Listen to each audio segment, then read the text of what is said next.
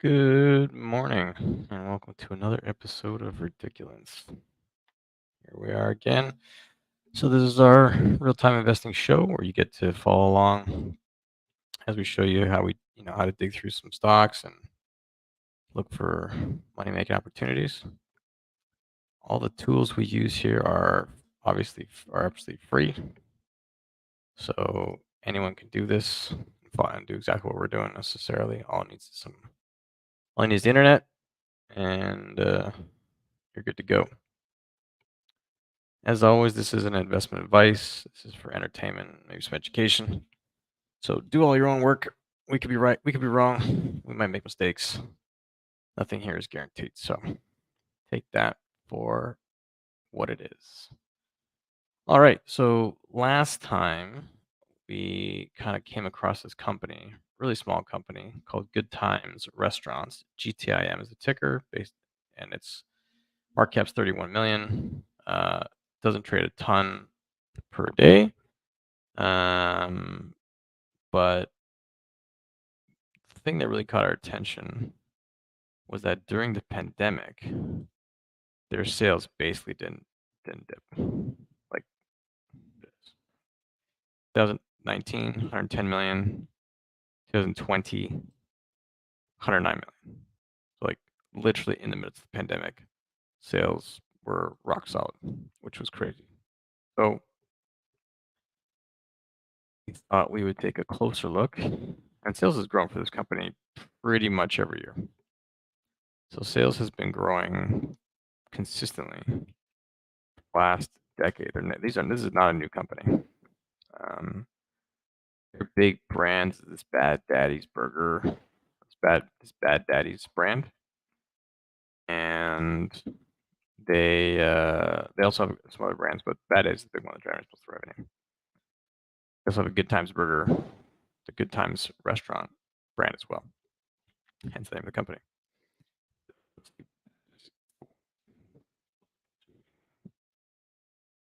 So one thing that also stuck out, our initial peek at the company, that these guys are selling a premium product, premium price point product. And by premium, I mean, McDonald's is selling a double cheeseburger we only look at one state, we look at Denver. McDonald's selling a double cheeseburger for $4 or whatever it is, and these guys are selling it for like closer to 7. That might be somewhat bigger, but that's almost a double. You're selling for almost twice the price as McDonald's.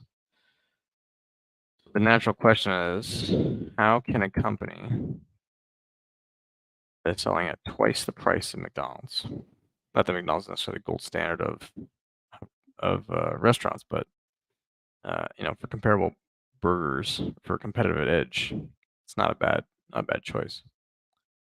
So how can a company that is consistently growing sales over a decade, selling at twice the price of, say, McDonald's for a comparable product? It's not comparable, right? Quality product, fine. But if you want a hamburger, you can pay $3 or $4 at McDonald's, or you can pay $7 or $8 at Good Times or Bad Daddy's, even more, $15.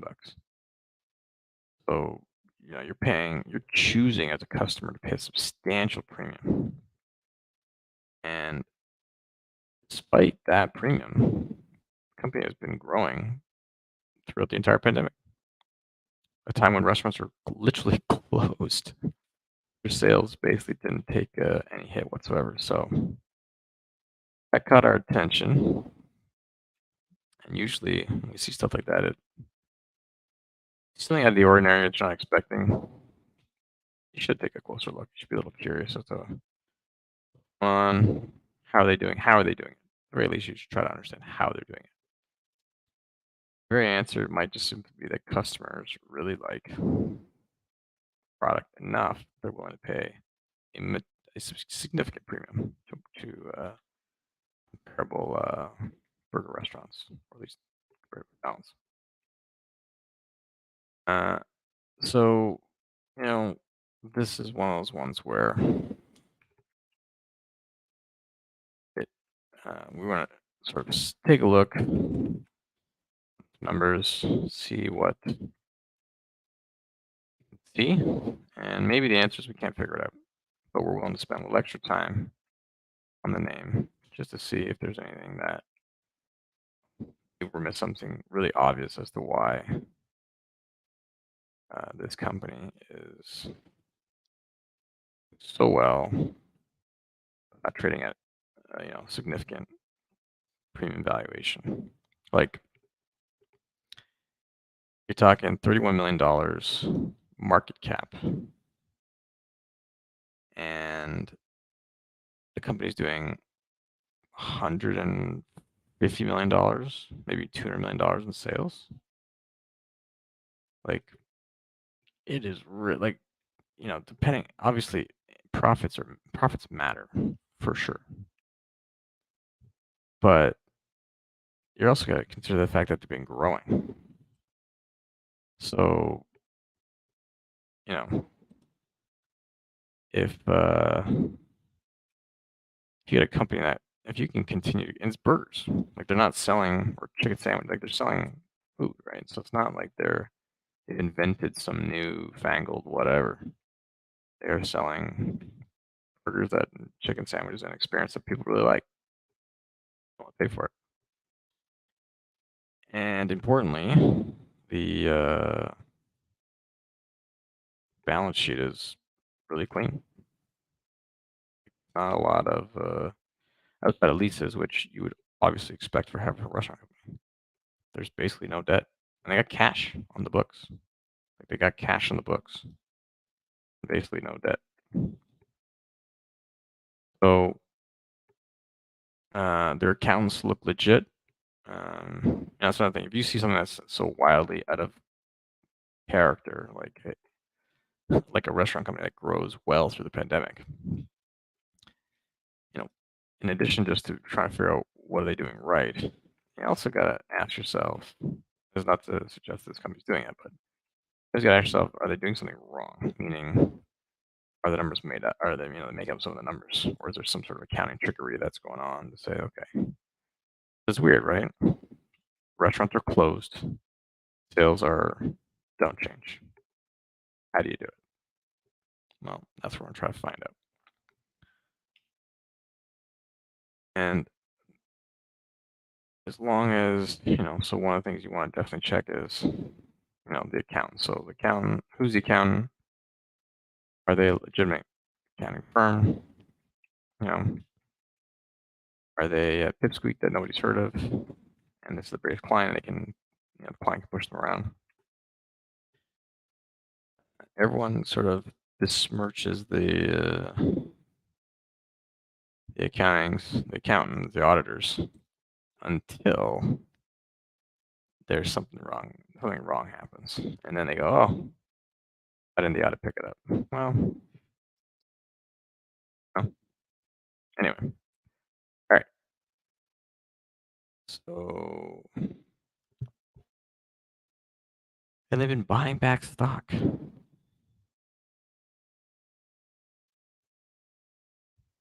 Yeah. So, anyways, it looks like a well-run, nice little company. That's growing. Obviously, and we are trying to figure out what the hell, how the hell they're doing it, because it seems like it's a feat. It's a wonderful feat that they've achieved. Anyway, so right now we're doing.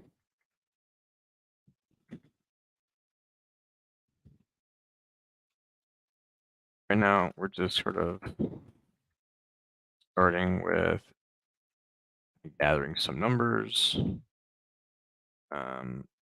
so we can sort of have a sense of okay, well, what is.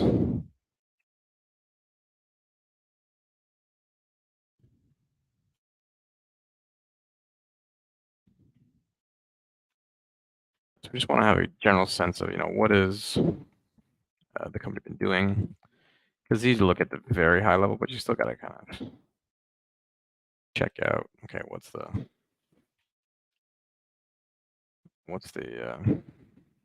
get a look a little deeper than just the surface level. You kind of you always want to try to minimize the time invested if you can in a company. There's lots of companies out there,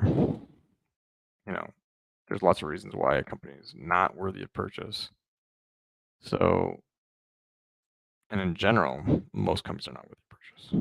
So you should start from the position that the thing you're looking at is probably not worth buying. Yeah, that's maybe a little more pessimistic, but maybe you shouldn't necessarily have that as a bias. You should also understand most things are not worth buying. Not, right? And that's okay. Doesn't You don't need to own everything. Why should most businesses be? Most businesses are not great. I suggest that it will be.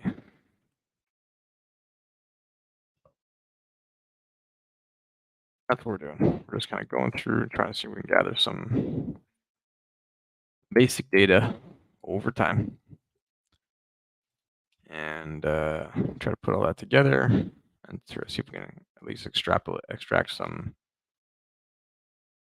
ideas, some conclusions.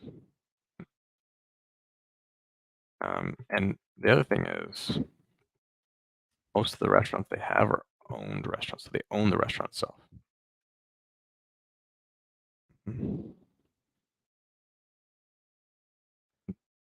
Usually, if you can afford not to franchise, have a really good by owning a restaurant. There's other reasons too. There's other benefits as to owning versus franchising. Like the easiest one to see is, well, I don't have to deal with franchisees. That's a simple benefit. But the big one is if you can own the brand, own the restaurant, own all the results.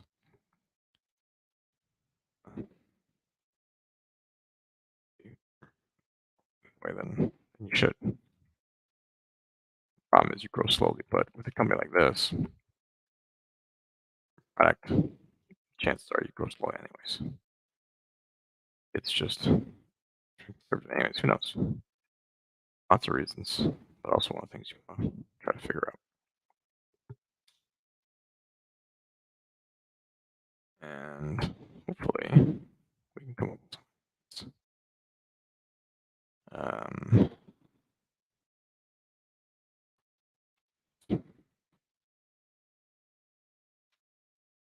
There's nothing worse than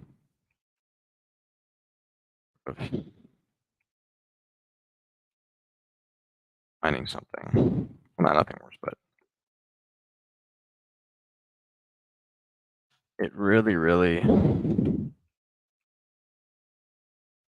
unfortunate when you do a reasonable amount of work on something. It just kind of goes kaput.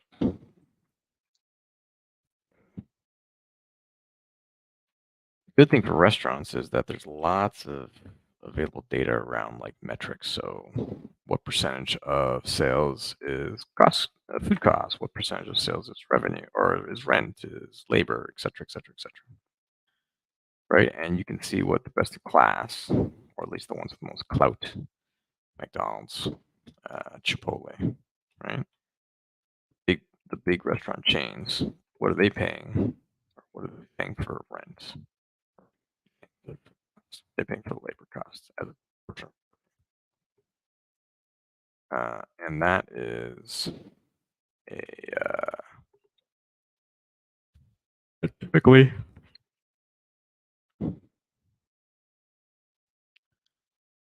is valuable and useful information, right? Because it gives you you can do some benchmarking easily. Game is what I'm suggesting.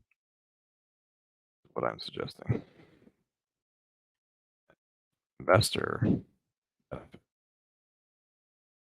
Remember, we are tools here.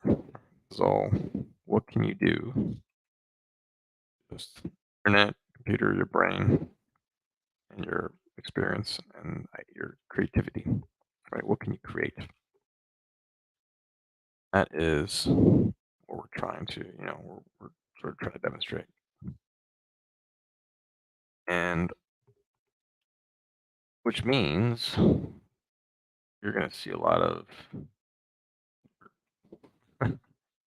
we pass on most things, vast majority of things. And when I say the vast majority, I mean 95% is going to be no.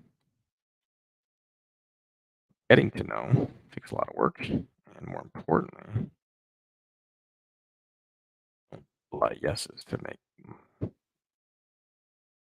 types of things we want to do, or like take really get to understand a business, really understand the situation, really sort of convince yourself that yeah, this is a good investment for my money. Do that. It takes a lot of work. It's just not quick, and it shouldn't be. This is not a. Why should it be easy to make money? Eh, said that.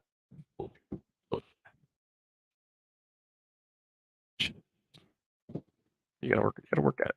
Everyone else is doing it, so should you. So we don't. We at least don't pretend. Yeah, easy insights. That's not what we pretend to do. All we do, get up, do the job. Try to develop some insights. Should those insights be useful, then we're able to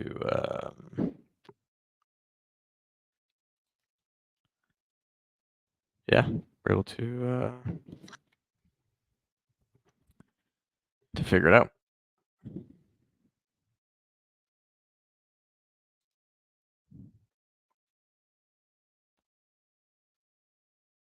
Okay.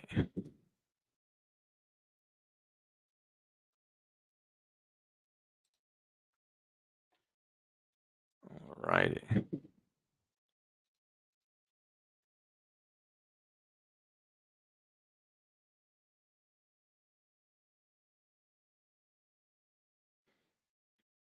This takes a little bit of time, but with gathering this data is that once you have it, you have it. It's there for good.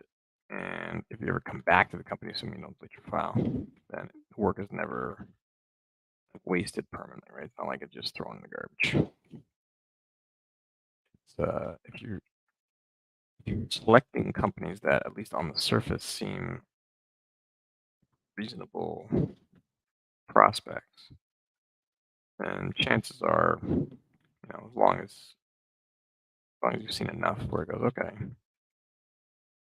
not an obvious bomb. Most of the bombs are not obvious. Bombs you got to read a little bit before you go, okay, now I understand why this thing's cheap. Now I understand um, why this company is not uh, getting appreciated by the market. And when you see that, it's like, okay, as long as if there's a sensible reason why someone wouldn't want to own it, then that's why it's fine enough to pass. Those rare situations where they go where there doesn't seem to be anything wrong per se, everything seems to be going right, and then you get the opposite effect where you go, am I really missing something? Because so obvious. Why can't I see why this thing is so great? But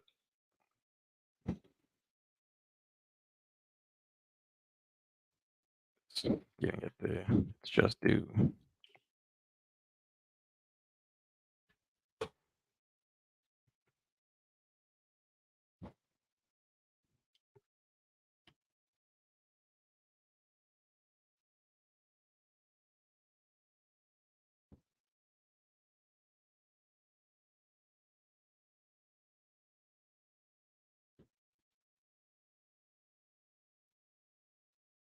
And it's important to consider all three statements: cash flow, balance sheet, income statement. Look at one and gain all the insights you need.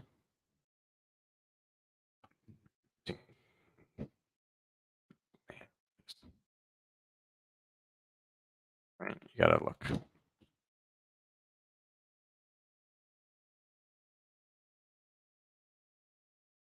Our approach is not for everyone.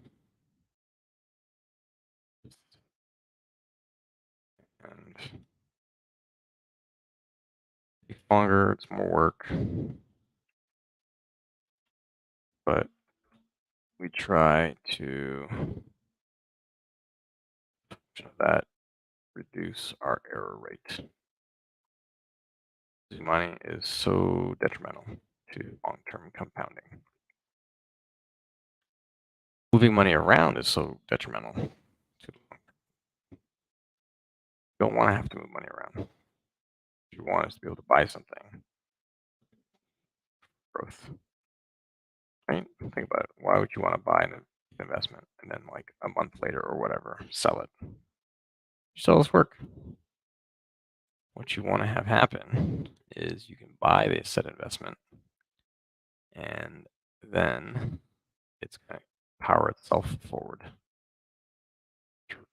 Earnings and profits and growth and et cetera, et cetera, et cetera. That's what you're looking for. You're looking for a trade to try to take advantage of what the market is. The market's thinking this and, 10 or 20% or whatever. That's fine. You can do that. It just takes a lot of effort. In fact, we would argue it takes more effort. Because if you can buy something, understand it, come to the conclusion that it's a good company, it's going to grow, which is what you're looking for. You need companies that grow. Speed of growth is not necessarily the most determining factor of investment. In fact, there's lots of slow and growing companies. As long as they grow consistently and over time, management is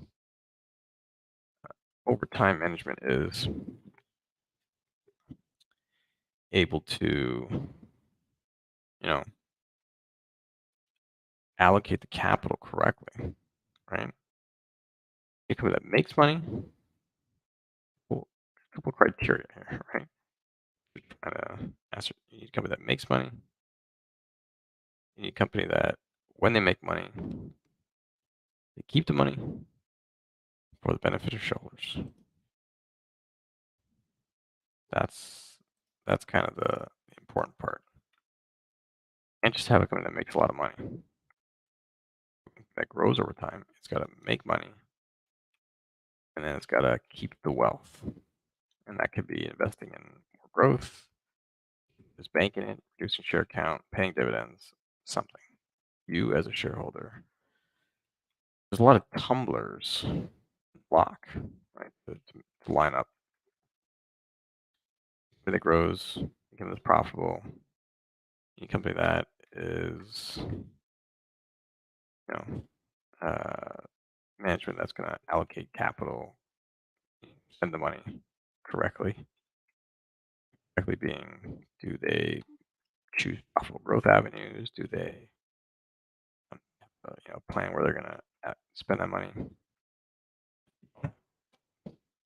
Do they nice big checks? Do they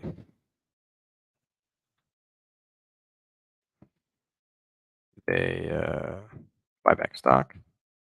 What are they doing with the money once they've generated it? So it is an obvious simplification, but that's kind of what you're looking for. It's those two aspects. How are they making the money?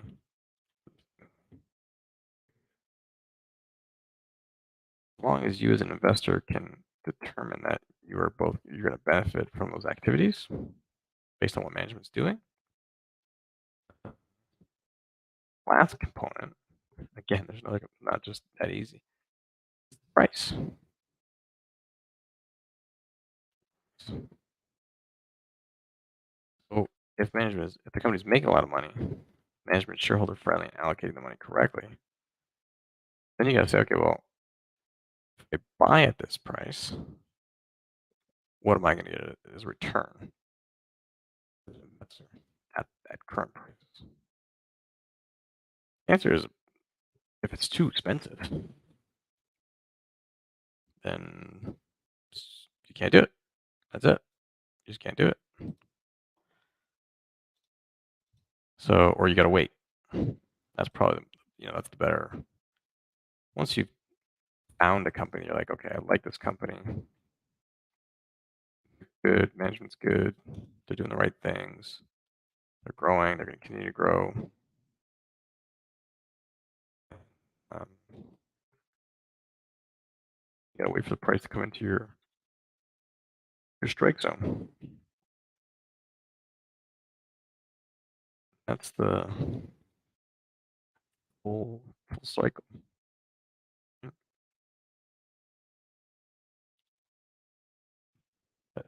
Full approach. Gotta do that for every company.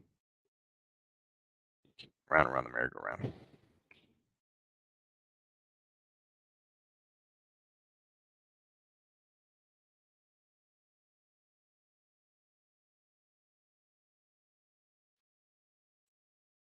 Yes, sirree. You don't process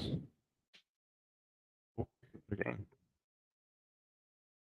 Another game. Let's pick this game. In fact, this game is, even though they want to play it. If you want to play it, there's nothing wrong with that.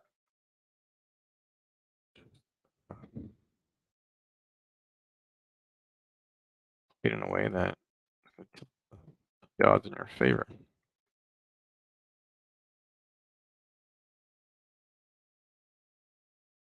Okay, so here's an interesting. So I just sort of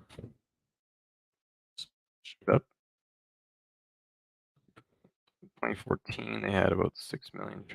In 2016, they had about 12 million. So they doubled share count in a couple of years. That kind of just sort of sticks out and says, okay, well, what did they do? Shares, did they raise capital for growth, right? So what was the income? And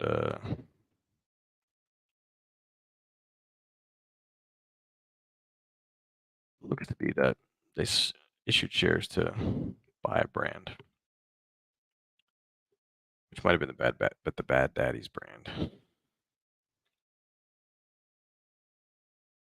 Anyways, these are the things you notice when you kind of go through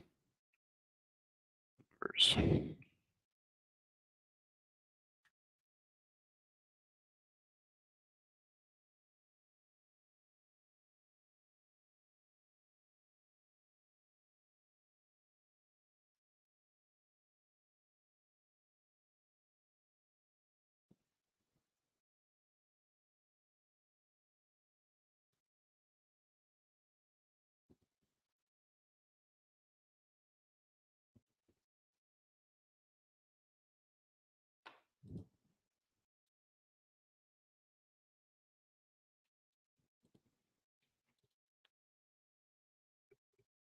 Okay.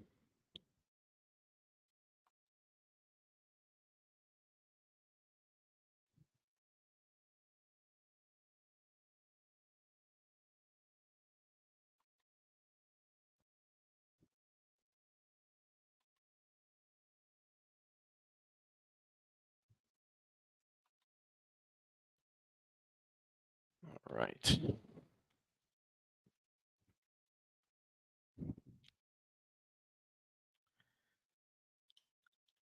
Okay.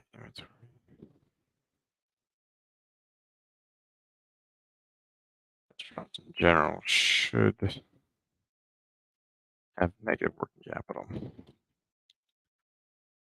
Once they've established some credit with their suppliers, they buy the supplies on credit, meaning their food and all that kind of stuff. And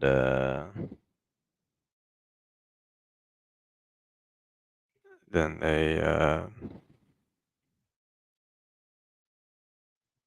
they can sell it tomorrow, right? Put it in the fridge and sell it. There's no receivables, right? You just pay by credit card. Restaurants, generally speaking, should have a decent amount of capital, most of which would be supplier credit, which is good. It means to the benefit of your suppliers giving you resources before you need to spend it, your money. One benefit of the restaurant business. The rest of the restaurant business is just difficult. Uh, it's a brutal business.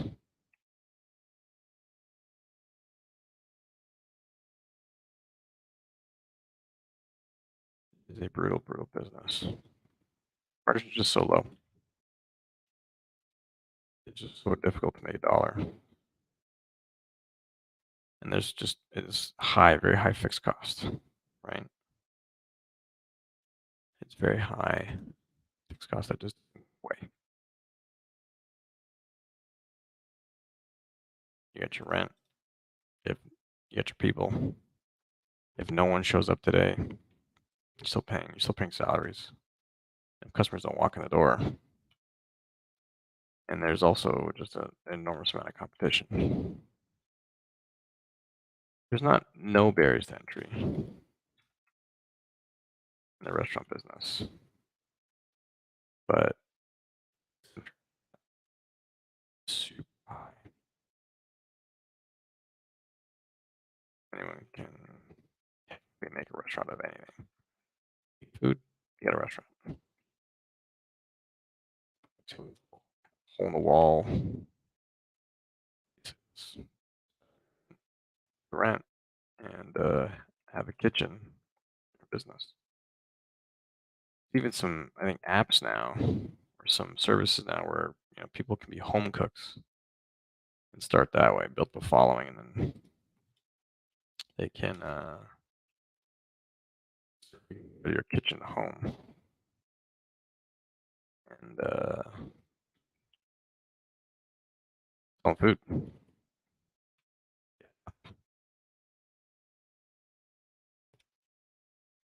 That's a source of competition.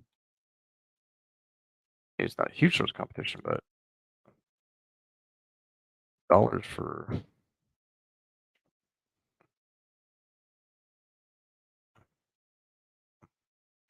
actually, going out to spend on restaurants and whatnot. Go up every month. Go up every month.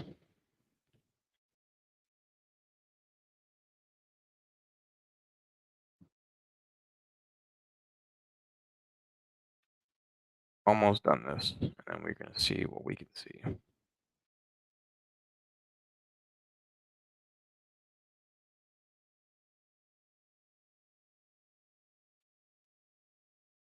We can see what we can see.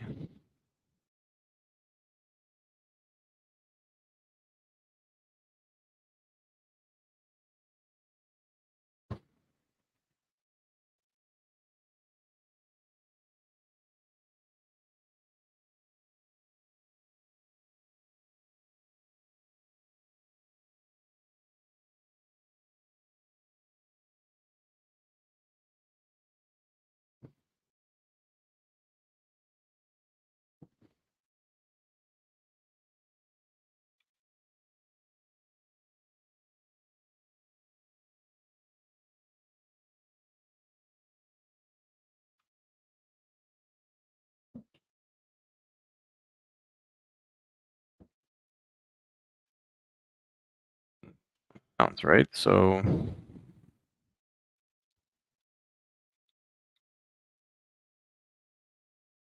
what's it take to make money in this business? You need cash, capital, right? You need to be able to buy stocks ultimately of some kind, and then you need to find those stocks and the speed and volume at which you can do both determine your speed volume And also, obviously, the skill you can do both is going to determine your ability to make money. Got no money, a lot of trades. If you can't figure out which companies to buy, ditto.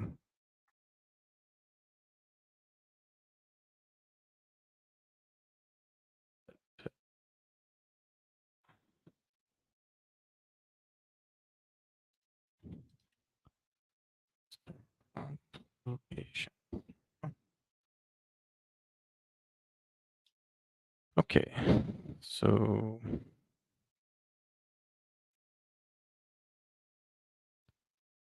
franchise bad daddies.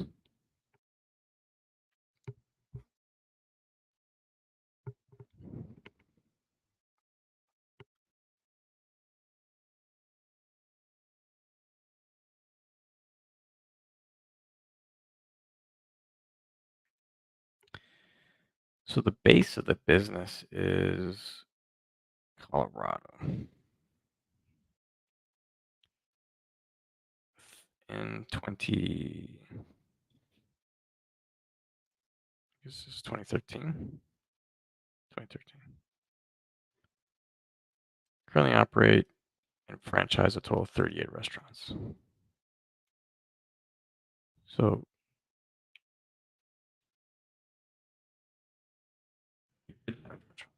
for the Bad Daddy's brand, or this is these are the Good Times. These are the which is now the smaller brand, I think, because Bad Daddy's has grown much faster.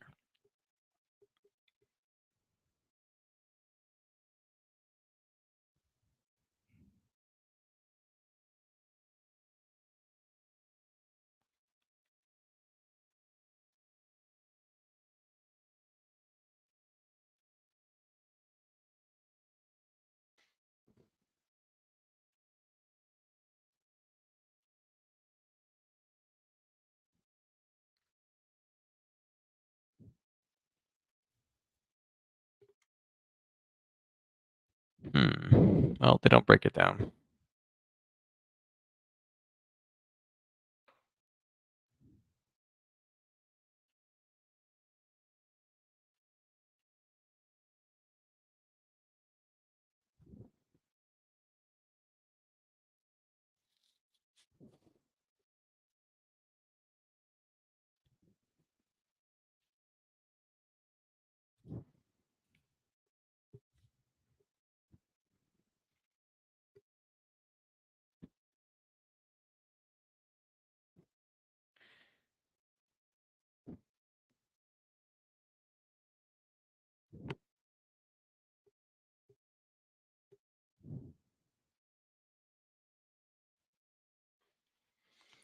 Yeah, so it looks like the Bad Daddy's restaurant started in about 2014.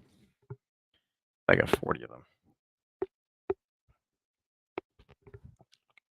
Since that time. Okay. So let's see. Let's see what we can see. We'll do our TTM sales calculation.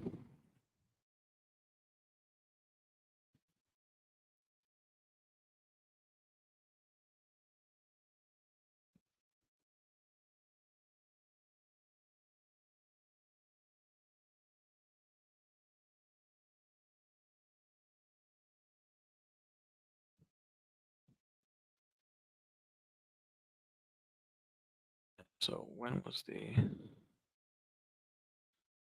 what was the latest Q? The latest Q was, yeah, so I think they said, oh, here we go. For its fourth quarter, same store sales. This is just same store sales.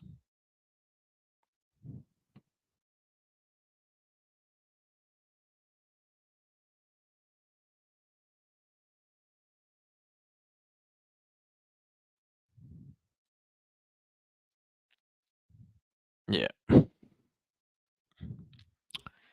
Okay, so our Good Times brand continues to perform well in this increasingly challenging consumer environment. The investments made in the brand through digital menu boards, sign, imaging, our mobile app, and concert with increased focus on friendliness and hospitality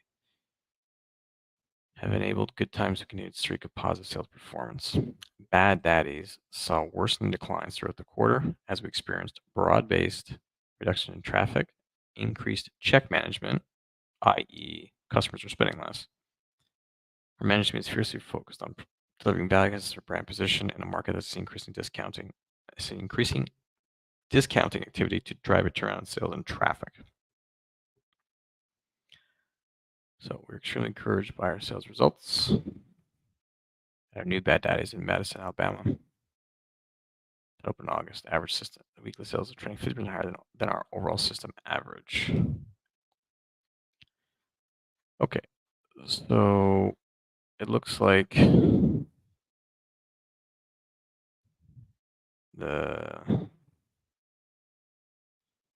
it looks like Bad Daddy's. Let's see. Yeah, it looks like they've started to experience some slowdown in sales, which is not unexpected. And in fact, should have been expected. This is like a very premium product.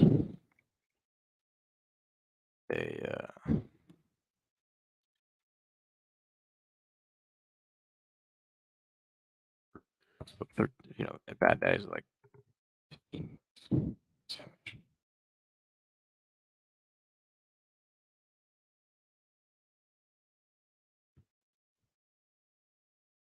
So it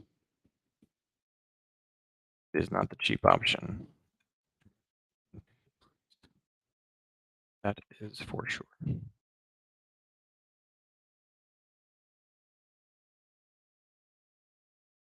right.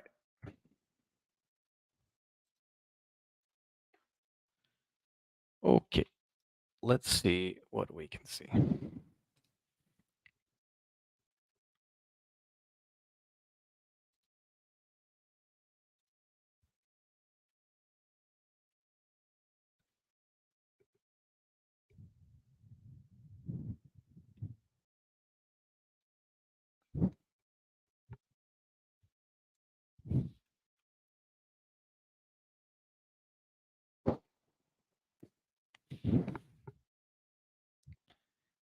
So margins have definitely floated down. Some of that might have been from growth. So as you add more stores, it's you get those pre-opening costs. You get different costs that sort of pop up. Oops.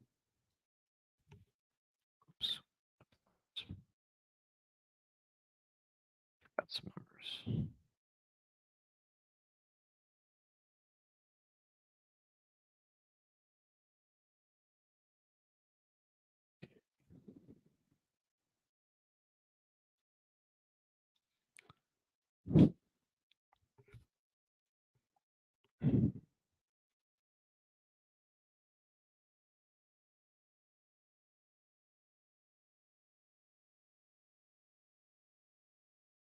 Okay, so the company has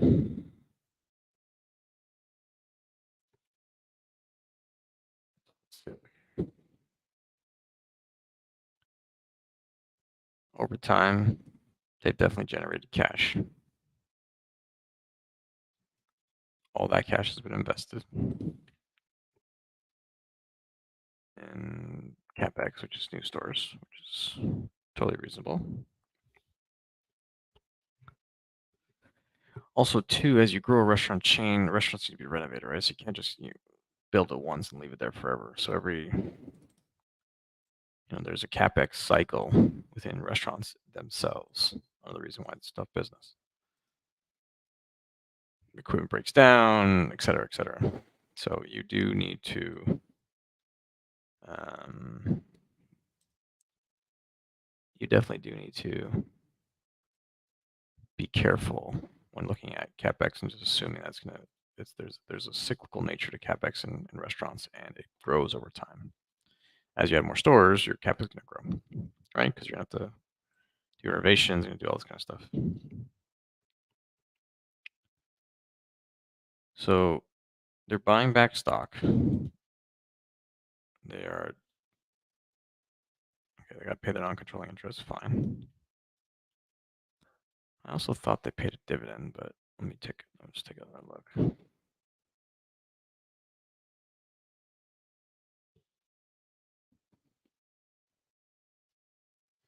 Not just buying back stock. Okay. And the share count has gone down a lot since 2021. So that's where that's going.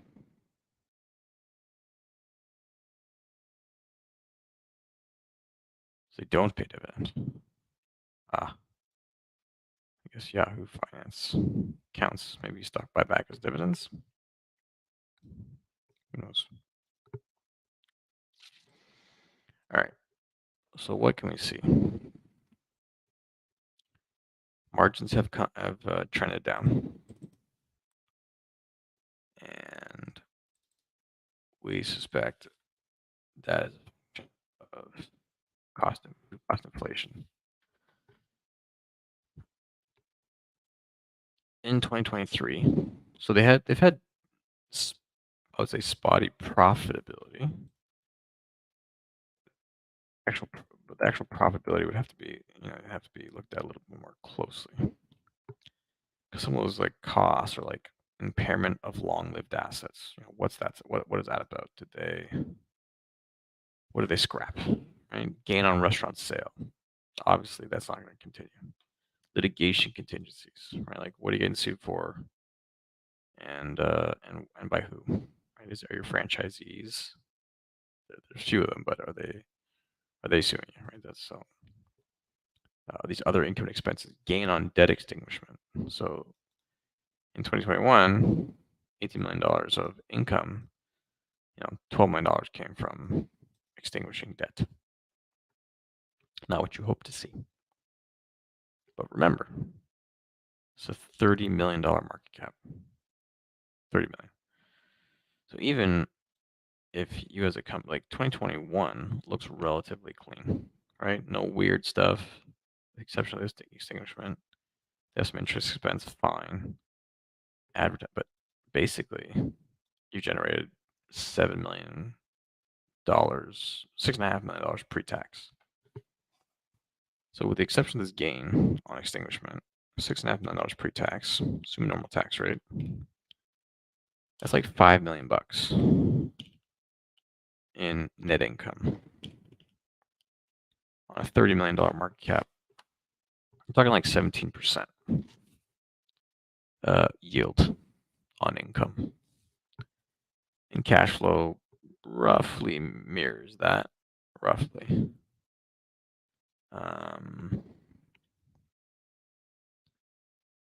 But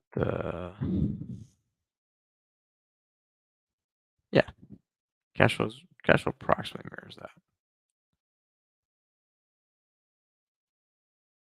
So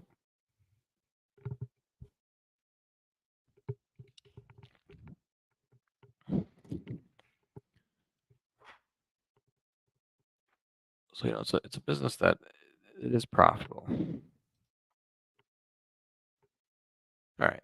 So there's a bunch of weird stuff that goes through financial statements. You have to hit on each one. What it's about. What else can we see? Order. Right. So if you're regularly impairing stuff, that's typically not good. Depends on what it is. Like if you're having these impairments, these write downs. So let's find out. Impairment. Goodwill and intangibles. Okay. Okay. Impairment.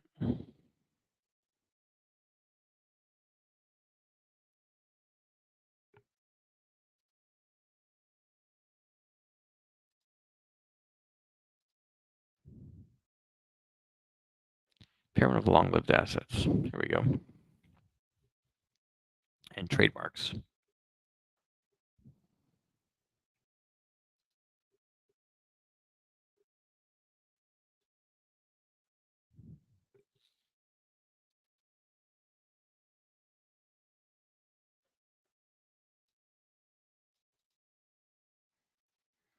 Okay, during the quarter, there were no impairments. There were $1 million of asset impairments in the 3 quarters ended June, primarily related primarily to the assets of one Bad Daddy's restaurants in the Atlanta, Georgia market, and to a much lesser extent to new assets deployed in restaurants where impairment was previously assessed. And the company's current analysis indicating and the company's current analysis indicated impairment of assets associated with those restaurants. During 3 quarters ended June 28, 2022, recognized a $300,000 impairment cost related to one Good Times restaurant. For the 3 quarters, recognized $2 million in total impairments for 4 restaurants over this amount. $790,000 was related to 3 Good Times restaurants and 1 Bad Daddy's. So they're not giving you a ton of data or a ton of information. They're saying it's due to the restaurants. That's obvious. It's a restaurant business.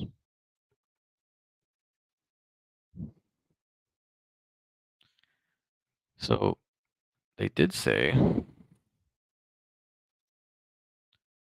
okay, interestingly, so this $1 million impairment related to the assets of one Bad Daddy's restaurant in Atlanta, Georgia. I assume they're closing. They closed the store. The reason why that's an assumption is the store count for Bad Daddy's Burger Bar went down as at June. And that's never happened before. And if you've impaired the assets, then you probably closed the restaurant. If you didn't close the restaurant, you'd have if you saw that impairment but you didn't see the decline in store count, then you'd say, well, store's open, but they're expecting poor performance. If they close the store, if you lose a store, and okay, that's a good question. So let's look at the store locations.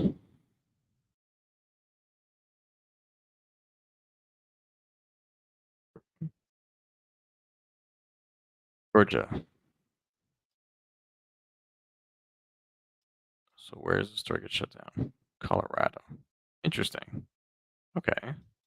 So previous thesis, take that, throw in the garbage. The store that was closed was in Colorado. Georgia, no change. So interesting question. The $1 million among the assets, June year to date, $1 million. Impairment of long.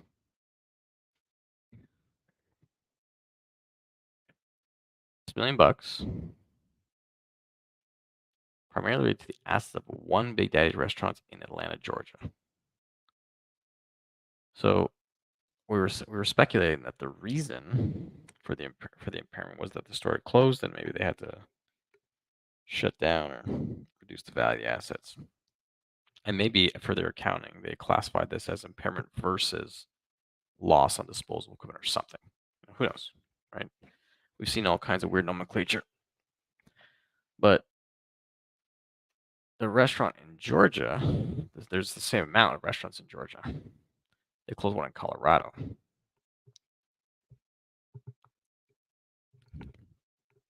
And so the question is,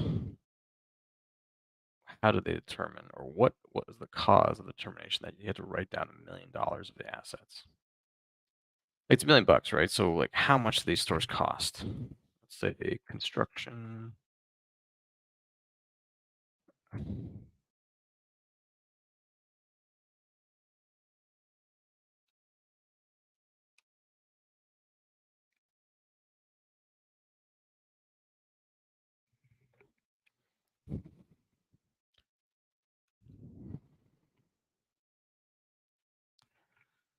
Let's say construction costs.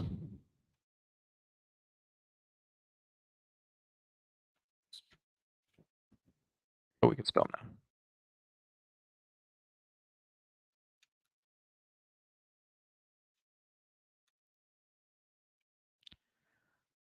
What we are looking for, which we cannot find, is an indication of kind of like the model for the store. Give you the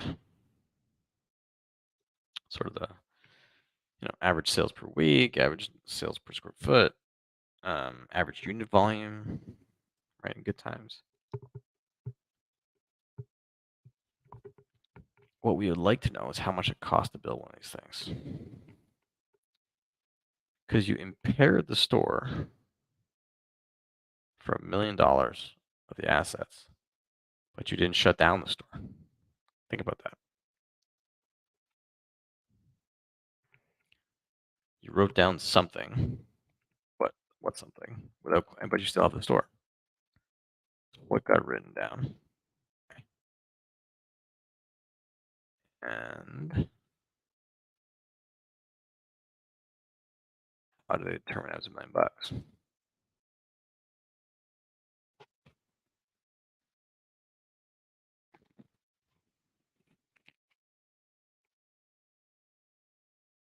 Yep, still five locations.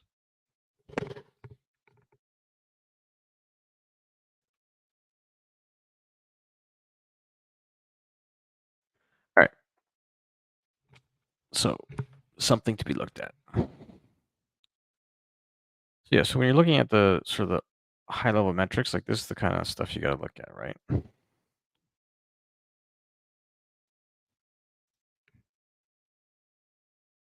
So if they've had consistent, let's look at the pattern of impairment over time. What does it mean to say the asset's impaired? What is that? What is the implication? It's technically it should be an expense. You can think of it as expense, but it's like a softer expense.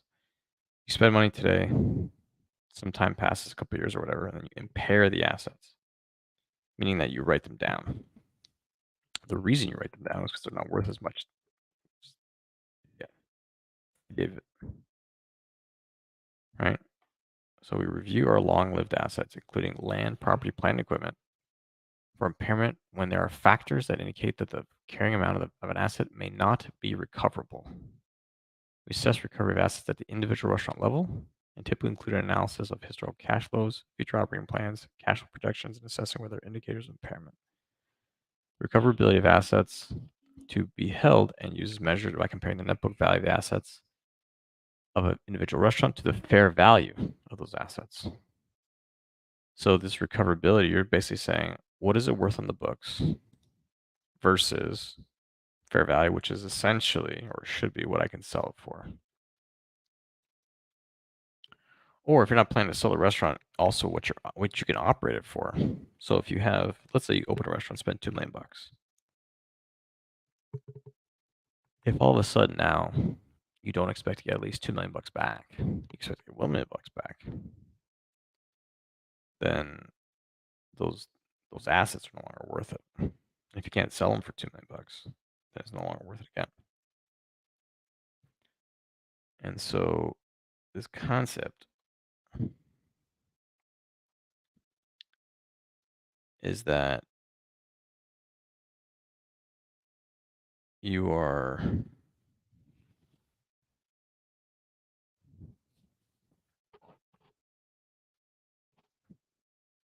the idea is basically that you're trying to you wrote the reason you wrote down the asset is because you're not going to earn or can sell it for as much, i.e. You have to determine fair value. It says fair value, but there's different ways to determine fair value of the asset, and it does require judgment.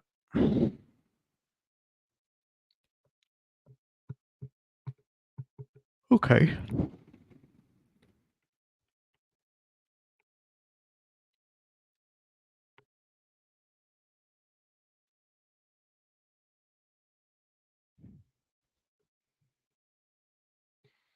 All right.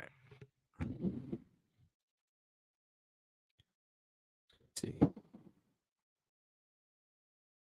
Bunch of weird stuff. Impairments. Let's see how much. Let's see if there's impairments every year. A bad sign.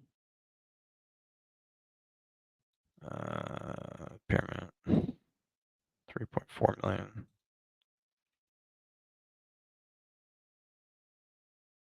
Yeah.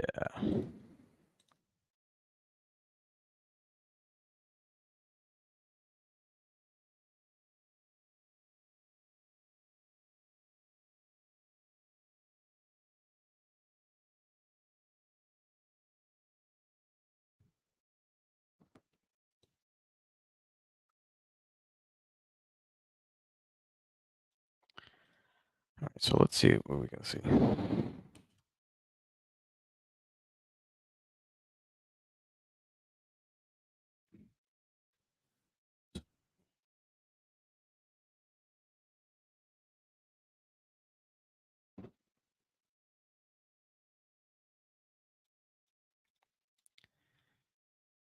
Not surprising.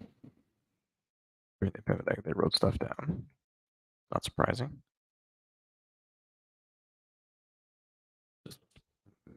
So in 2022,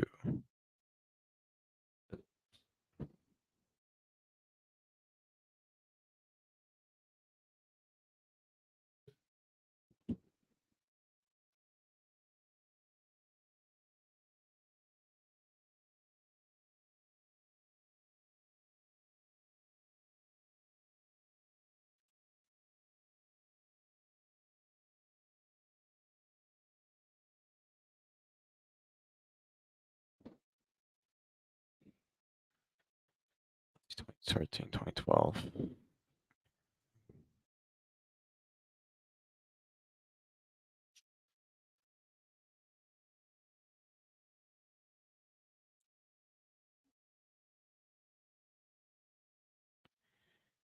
A gain on restaurant sales. Okay, so they actually gains. Doesn't look like any impairments. Okay, so the impairments kind of.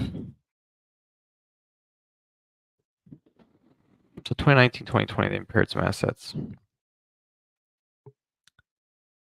they closed a couple good times. Stores. 2022 and 2023. They also impaired some assets. Over time, they've had about $14 million worth of impairments. So contrast that same period of time. They've invested in CapEx about, call it 70 million. And their starting assets were what? Property plant equipment. Already written down, yeah. So of the 70 million that you invested in cash, 14 million of that is like 20%. So you spend 70, and you had to burn 20% for impairments.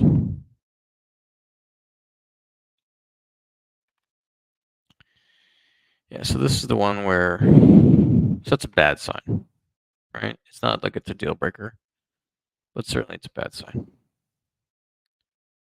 You really don't want to be, if you're seeing regular impairments over time, yeah, that's not good. That is not good.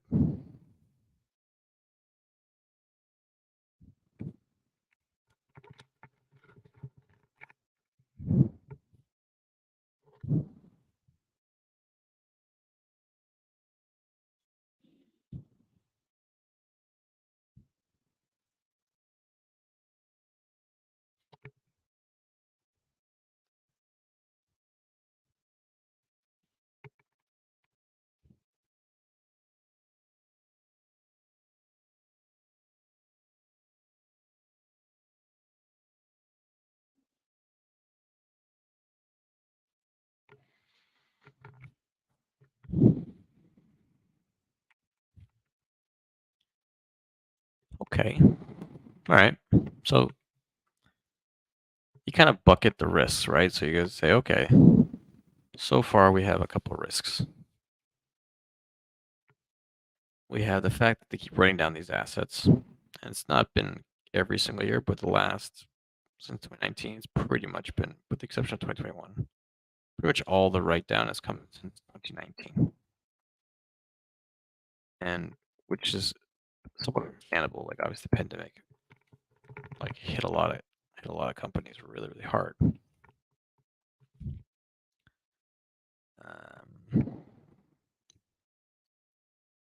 Yeah. Okay.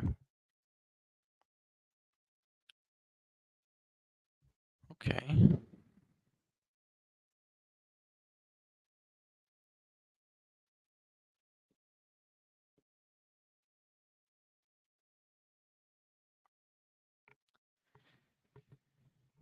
The other thing that we worry about or think about is rent.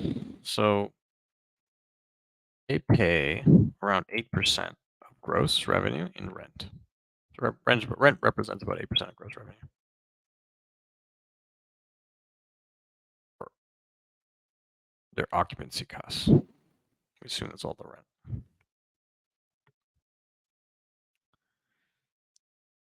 So at the moment, there is sort of like there's a big problem in commercial real estate. Commercial real estate is getting killed on, they're just getting absolutely killed. And it's getting killed from higher interest rates. So as these properties roll over, as leases roll over, I would suspect that landlords are going to need to raise prices.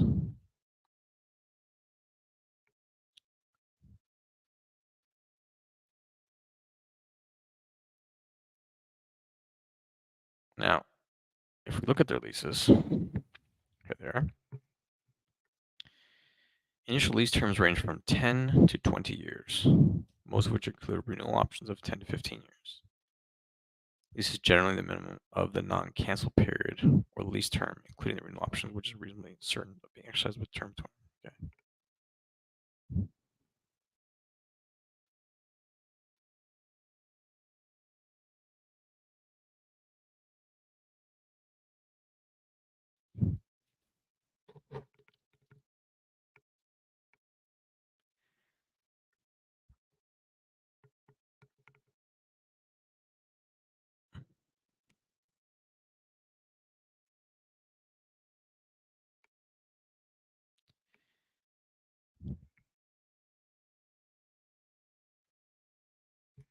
Yeah.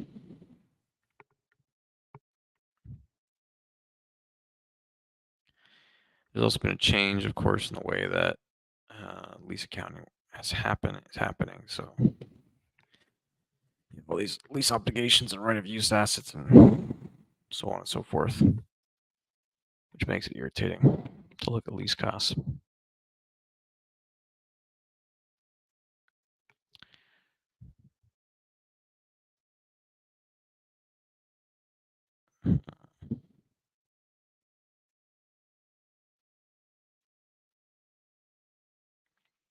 Yeah, this is operating lease expenses recognized on a straight line basis over the lease term.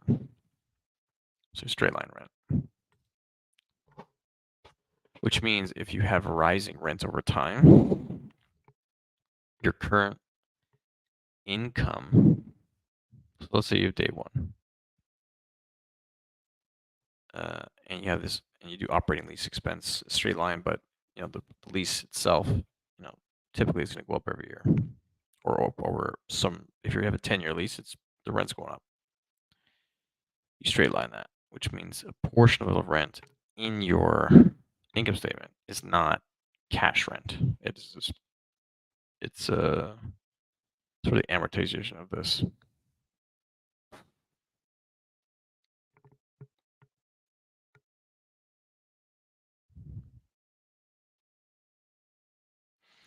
Some leases provide for base rent plus additional rent on gross sales defined. Taxes, insurance, common area. Okay, so triple net.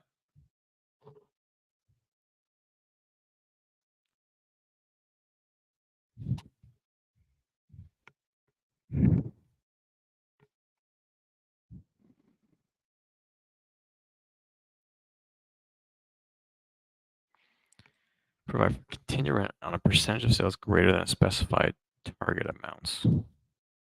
Okay, so rent is also there's a bit of a variable component based on sales.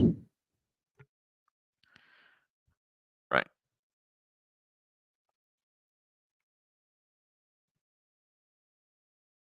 Yeah, so here we go.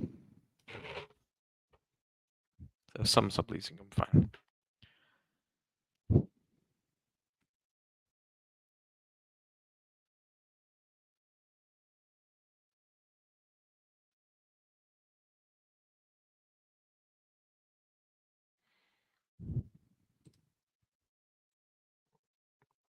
Yes, they got their minimum future rent.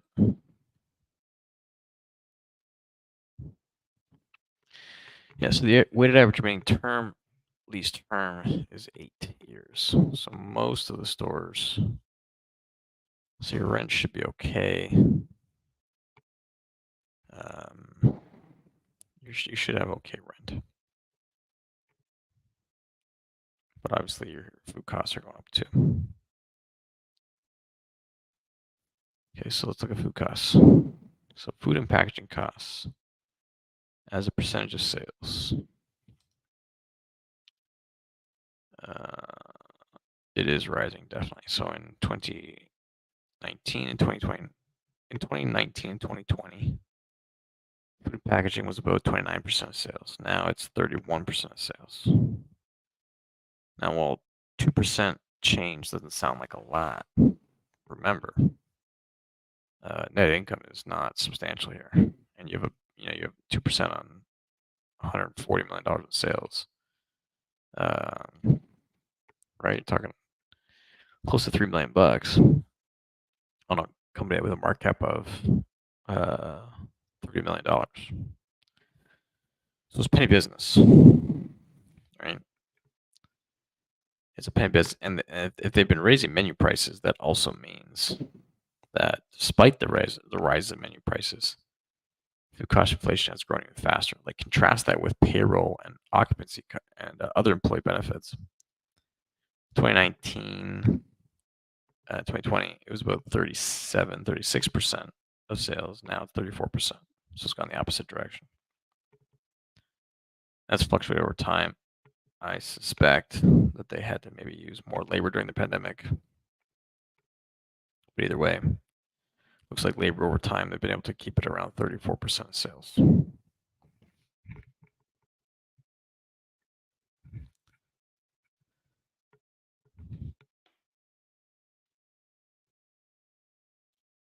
Since we've had a penchant for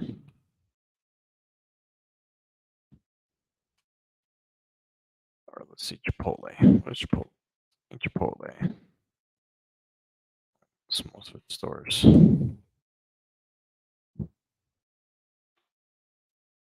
we go. Here's Chipotle.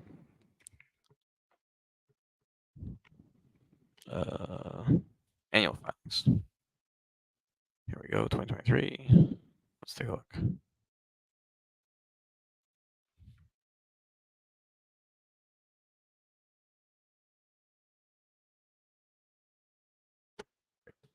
Okay, so here's labor. So labor for Chipotle. What do we got here? Just do some quick calculations. Bear with us for a second.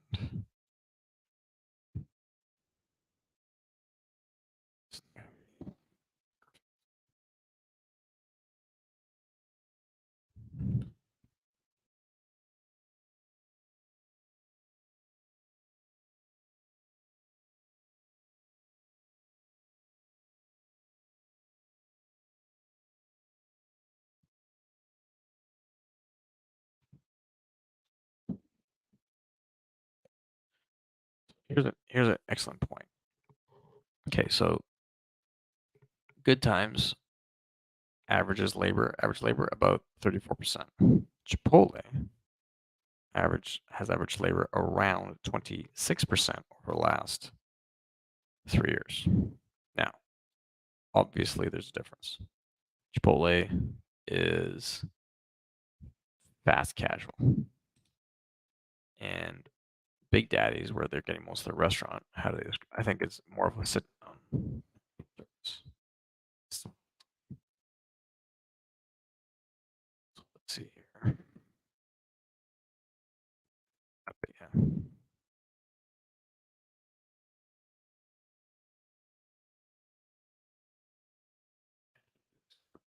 Bad Daddies.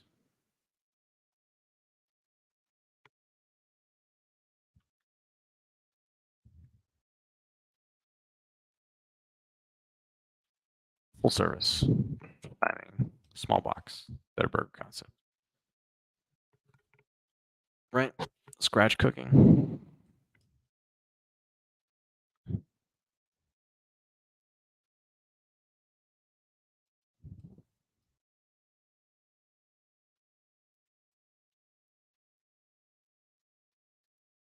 We got a bar, like alcohol.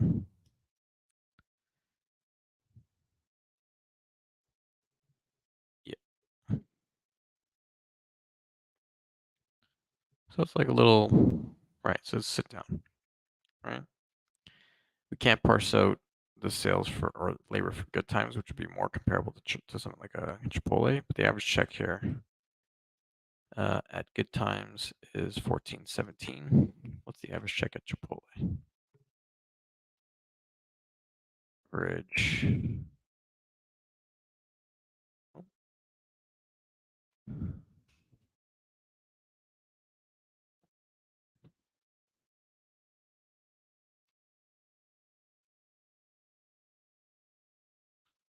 What is the average ticket? Yeah, here's food, beverage, and packaging, 30% sales. Good Times, same, roughly, about 31%.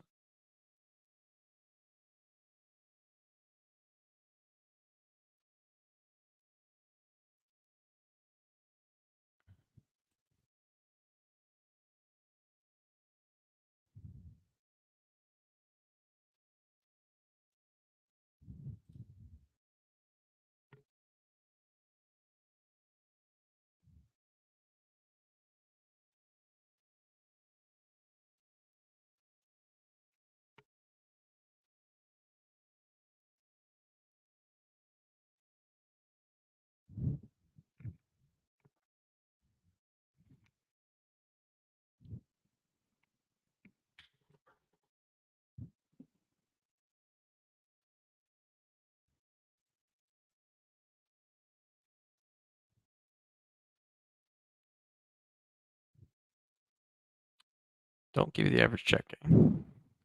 Well, if you go to Chipotle, it's about, and you get a burrito, it's like 14 bucks, 13 bucks.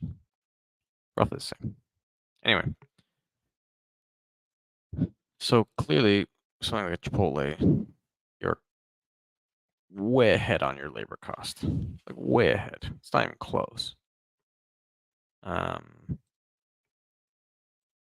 let's see what Chipotle's rent looks like as well. Cost. I also suspect this will be way under.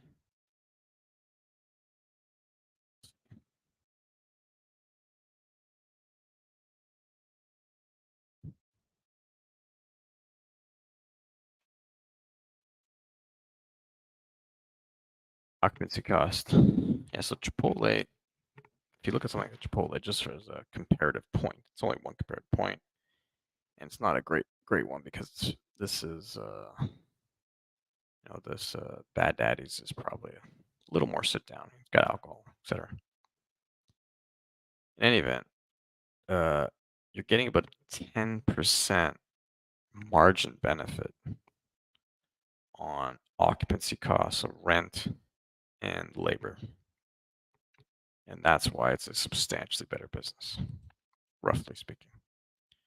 Right? Like between occupancy and labor, Good Times is spending about 40%, roughly 40%. of sales. And Chipotle is spending like 30%, a little bit over 30%. So if Bad Daddy or if Good Times had, a 10% lower labor and rent profile, I mean, you're like wildly profitable. But you can't look at these two and say, well, then that's the opportunity. Structurally, as a business, if Bad Daddies is or Good Times is not set up that way to put out the volume of revenue per hour of labor, it's just never going to happen. So it's not really. So when you're doing comparative analysis, you got to make sure you're apples to apples. You got to make sure you're not fool yourself and think there's an opportunity where there really isn't one. So another question is, how long? So when you're thinking of questions like this, like due diligence, how long does the average customer spend in a Bad Daddies or Good Times versus how long do they spend in the comparable restaurant? How long does it take to serve that? Because how long does it take to serve the customer? Right, you go to Chipotle, as long as there's not a lineup, it's taking you a couple minutes to get through just to make your sandwich or your burrito or whatever. Ditto for McDonald's. You're sort of, and then you can take away as well. And I think we checked, and it looks like Bad Daddies has takeaway options. Yeah, it looks like they had takeaway options as well. Bad Daddies.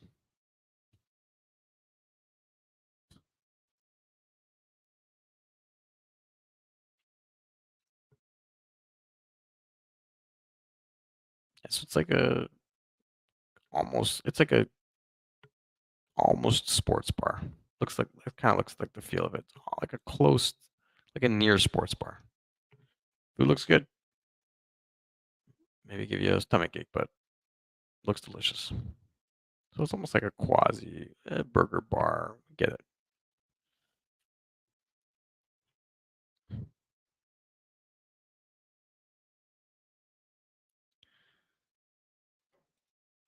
Yeah, so they do have it. Yeah, so they do delivery and pickup.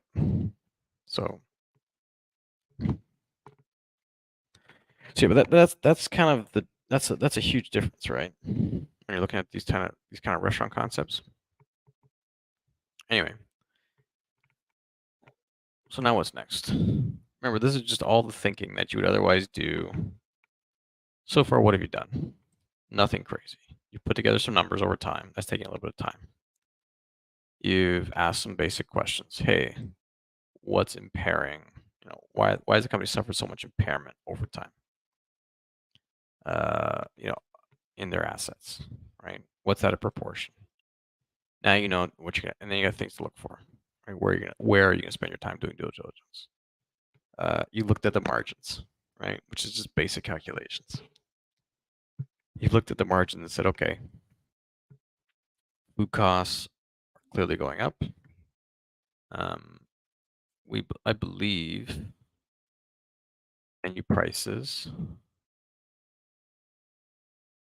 Yeah. So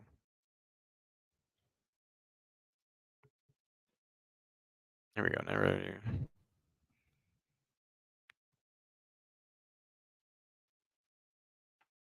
Bad Daddy's restaurant sales decreased $1 million to 26 million in the quarter.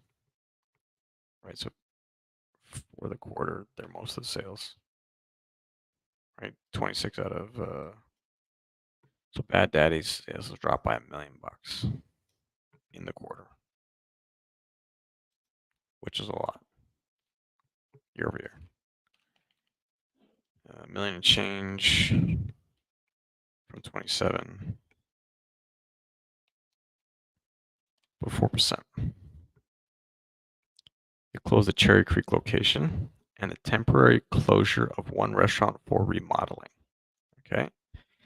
Sales were also affected by reduced customer traffic, particularly in the Atlanta area, Atlanta market, partially offset by menu price increase. The average menu price increase for the fiscal quarter over the same period with the same prior year quarter was approximately 4%. So total sales decreased by $1 million. Total sales, so million on 27, 1,087 on 27. Total sales decreased by that. That itself is a 4% decline, but in the same period, menu prices were 4% higher. So despite a 4% increase in menu prices, you still lost $1 million in sales. You still lost 4% of sales, right? It's 8%. If you want to think about it that way, it's not necessarily perfect. Depends on when the price increases happened and all that kind of stuff. But obviously, some of the sales were, they closed one location. I guess Cherry Creek is in Colorado. I suppose Cherry Creek is in Colorado. That's where the store Cherry. Colorado. So they closed the store in Colorado. And they temporarily closed one store for remodeling. So you had one store that's gone, but also 2 stores that were not producing that quarter. So how much does the average store do? Right? Where was that number? Where was that number?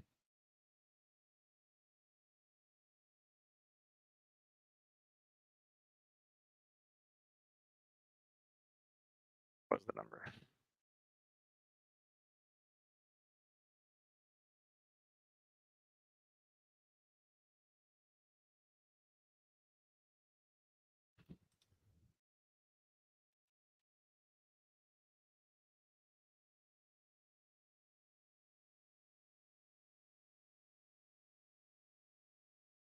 I remember their average on-premise sales for Bad Daddy's is $36. Average transaction. So it's like it's not a cheap payout.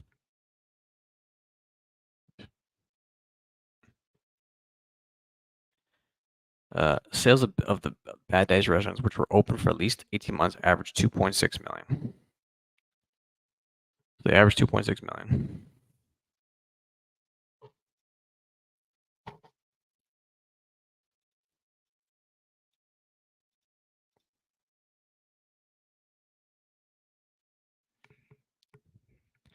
Average age for all Bad Daddy's restaurants 6.2 years. They've been in existence for 15 years. So these are all good things. All right. Average sales per week 50,000. Let's see if they give us average sales for this quarter because there's some seasonality. Average sales. 39 weeks, 50 grand a week, right? 50,300 times 39 weeks. For the average store, roughly $2 million. Nope. Excuse me. That's for everything. That's not average per store. That's for the whole shtick.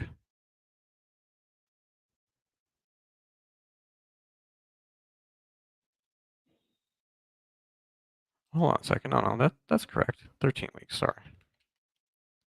Times 13 weeks. That makes more sense. 650,000 for the quarter for the average restaurant because they're doing 2.7. Yeah. So around 650,000. So 650,000. If you close the store, it depends on when you close the store. If you close the store at the start of the quarter, and the average now, if you're closing a store, it's probably doing below average, some number below average. Let's say they were doing, yeah. So of that $1 million, right? Where was it?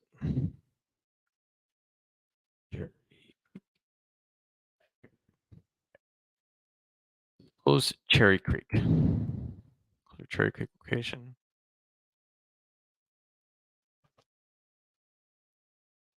Yeah. So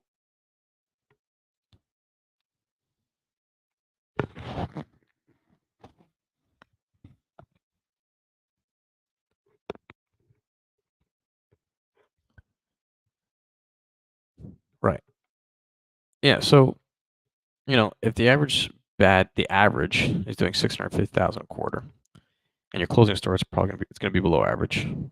How much below average? Not clear. Could be really terrible, or could just be, unprofitable enough that you don't want to keep it around. But we're just trying to figure out, what was the cause of decline. Let's assume it's half, $300,000 in sales that it was doing, right? So it's, really not a performer, half of the average. So that means of that million, and then you had another store close for remodeling. So it's two forces. So if you assume that the store was closed, that both stores were closed at the start of the quarter, which is not necessarily true. But if you assume both stores are closed at the start of the quarter, one store was underperforming, presume at least if you're remodeling a store, it's at least an average performer. You're not going to invest money to remodel a store that you're going to later as you're expecting to close if it's a poor performer. So it's very possible that the most recent decline in sales for Bad Daddy's is mostly the majority of that's coming from these two stores.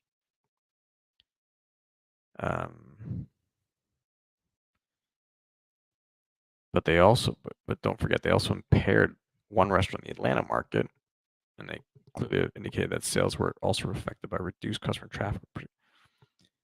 So the impairment that we already saw in Atlanta, that was $1 million,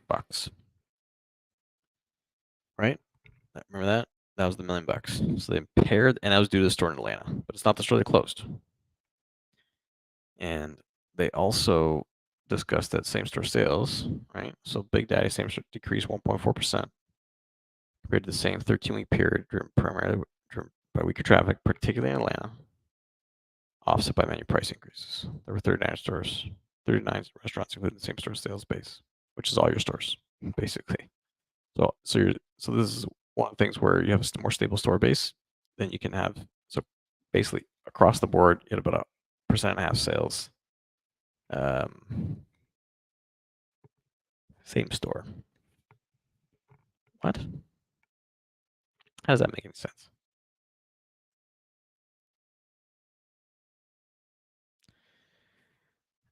Are we missing something here? Bad Daddy's restaurant sales decreased $1,087,000 for the quarter ended June 2022. Goodness sakes.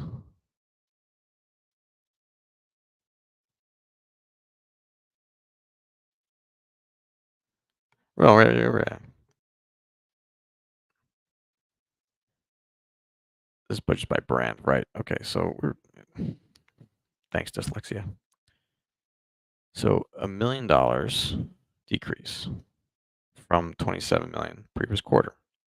So 1,087,000. So sales decline for Bad Daddy's 4%.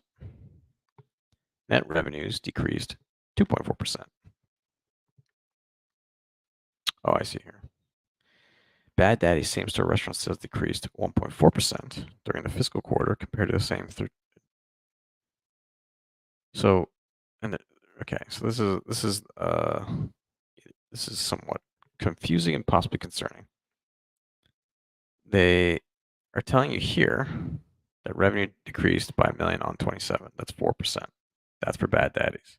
Here, they're saying sales decreased 1.4% for the quarter. Same store sales. There were 39 restaurants included in same store sales at the end of the quarter. Right. Okay, hold on a second.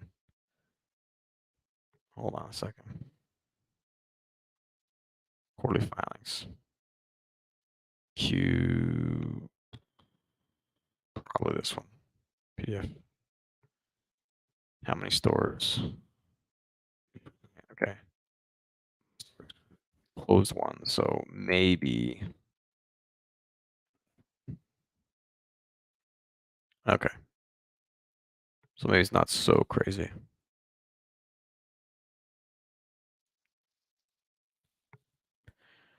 Okay, so you see what happened there? Right. Okay. Okay.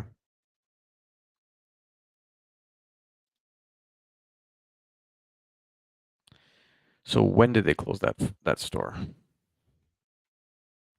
When did they close that store? Uh, Here.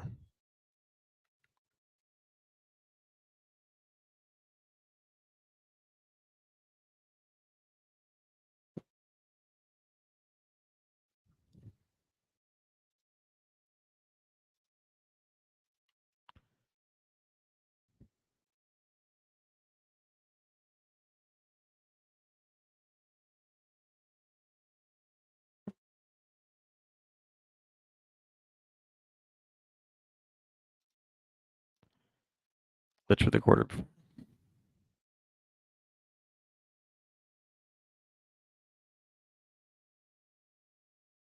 Yeah, okay. So in the March ended quarter, they closed that store. But in the prior year, they had the store open. That's where the discrepancy is coming from. So yeah, so revenue declined $1 million, but they closed the store. Same store sales, they're doing the same 39 stores that were still open prior year versus this year. Fine.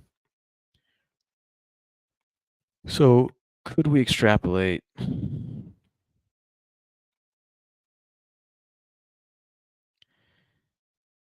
You could probably extrapolate. Might be able to extrapolate. Okay, what's the,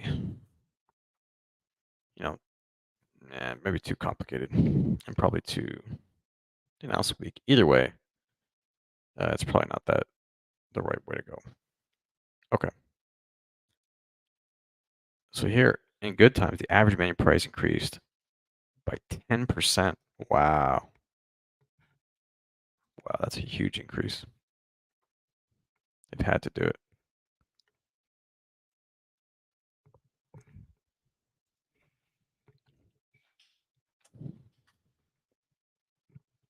Okay.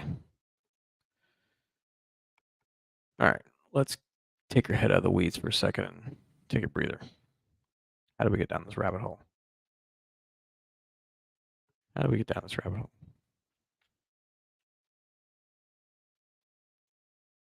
We were looking at pricing. Yes. Got it. So they've increased prices for their big brand, Brad Daddy's, by 4%. They increased price for Good Times by 10%, which is huge. And despite this, food costs are still going up. Food costs are still going up. The rest of the costs are also going up. They have this bucket called other restaurant. What is other restaurant costs? What is the other restaurant costs?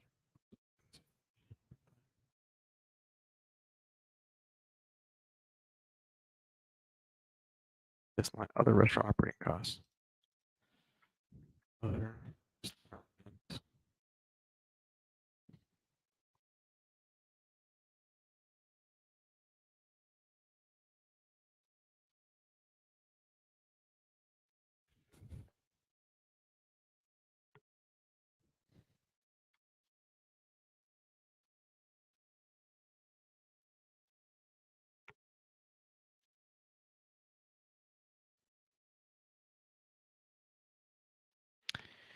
So it's another area where they've had sort of some pretty consistent inflation over time.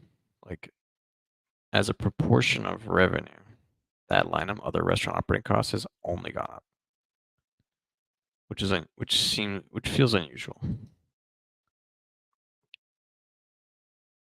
It's possible that they're bucketing, from an accounting standpoint, most of their key items, food, rent, labor, have been relatively stable as a proportion of revenue over a long period of time since Give you an example. In 2012, other operating costs was about 5%. $1 million on 22 million. In 2023, it's about 14%. 14%. So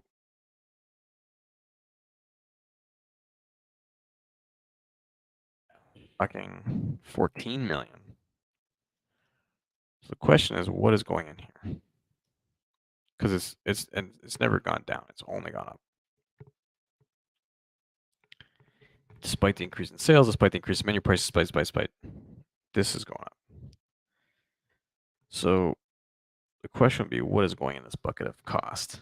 Number one. Number two, is there the potential for accounting maneuvers such that you're able to keep your headline costs, the ones that everyone really cares about, food, labor, occupancy, stable as a proportion of revenue, but start shunting costs that might otherwise make those metrics look worse into this other operating cost bucket. And keep in mind, we haven't looked at SG&A, right? Or anything like that, like G&A here.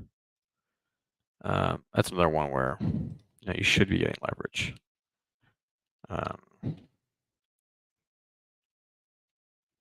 Yeah, about 7% in 2023 or 2013. 10 years later, what is that?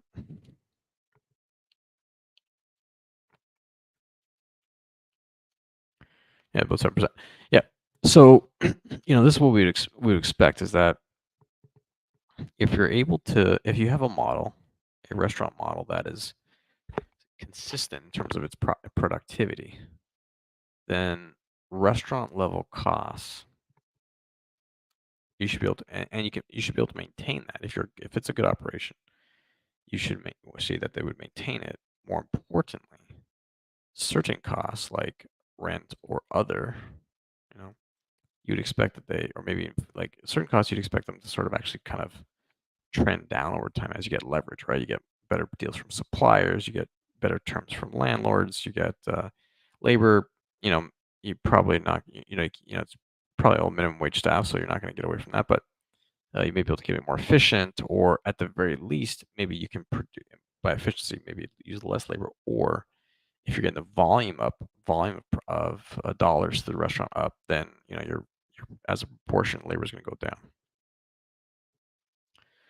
But there's other restaurant operating costs, right? And like obviously there's clearly other operating costs, utilities,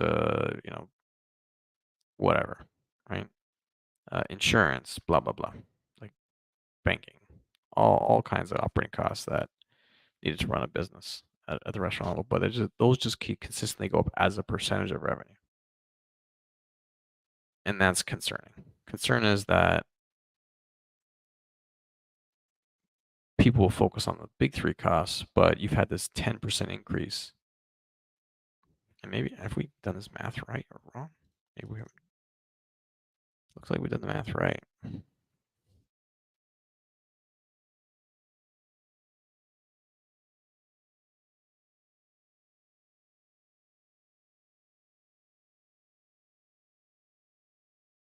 Right.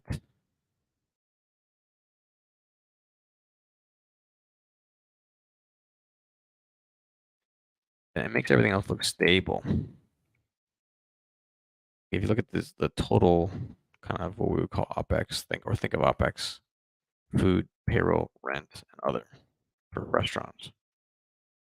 It's approximately stable over time. But that stability has been way down. Maybe that's part of it. Maybe part of occupancy costs are now in this other restaurant operating cost just as a function of accounting. It's not nefarious or malicious. All right, so let's see what those two combined look like over time. That's an interesting question.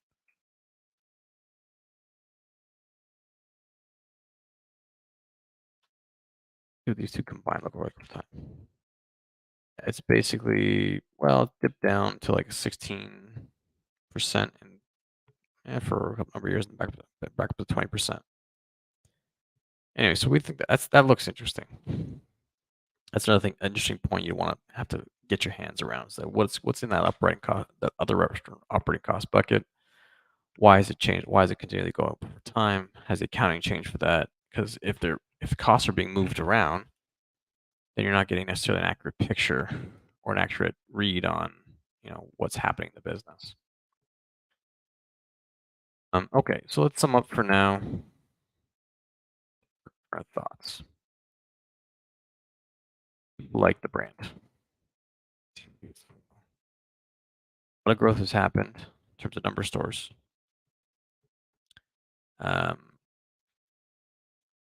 But you actually have a chain that's fairly stable. So in 2018, they had 58 stores. In 2023, they have 62 stores. So it's a net increase of 4 stores over a period of 6 years, which included the pandemic.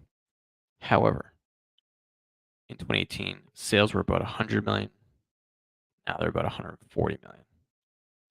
And during the pandemic, they basically just didn't, like, sales basically were stable, were almost flat year over year. So there's demand behind this company. There's demand behind this brand, these products. Menu prices have gone up, and they're experiencing exactly what the rest of the restaurant industry is experiencing: cost inflation. Menu prices have to keep rising, but traffic's going down, and their customers are gauging what they've. The euphemism they used was check management, which is amusing, but it means that customers are effectively choosing to spend less or buying cheaper items on the menu, even if they're still going for a meal. There's all these sort of impairments that have happened. We're trying to figure out why. We have to figure out why. And yeah, so, and the profitability, while it's good, well, they've had decent profits over time. It hasn't been stable, but there has been cash flow, and the profits have been okay. Because they've stopped investing, or not stopped investing, but they've slowed down the growth in store count. So CapEx doesn't need to happen as much except for remodel. So your cash flow can start popping through now.